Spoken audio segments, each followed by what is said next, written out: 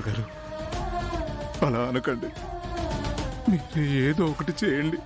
ఇప్పుడు టాబ్లెట్ ఇచ్చాను కదండి, దీంతో సరిపోతుందిలేండి.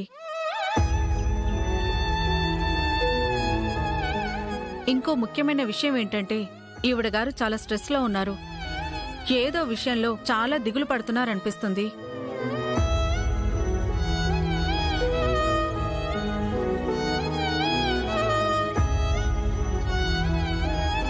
ఏ విషయమో కాదులేండి, మా తులసి విషయంలోనే బాధపడుతుంది. అదేదైనా కావచ్చండి. మీరు తనని చాలా జాగ్రత్తగా చూసుకోవాలి. ఆమెను బాధ పెట్టే మాటలు, దిగులు పడే విషయాలేవి ఈవిడ దగ్గర డిస్కస్ చేయకూడదు.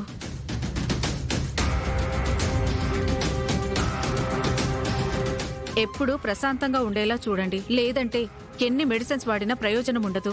సరే డాక్టర్, మీరు చెప్పినట్టే మా అమ్మని చాలా జాగ్రత్తగా చూసుకుంటాం.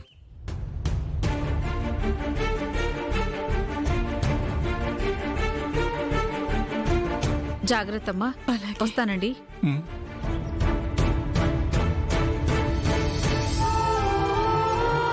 రే, అందరూ విన్నారుగా? నా కోడల్ని బాధ పెట్టేలా ఎవరు ప్రవర్తించినా సరే నేను ఊరుకోను. ఇంతకీ పెళ్లి కాని తులసిని ఇంట్లో పెట్టుకొని అత్తే బాధపడకూడదంటే ఎలా వీలవుతుంది? ఏంటో.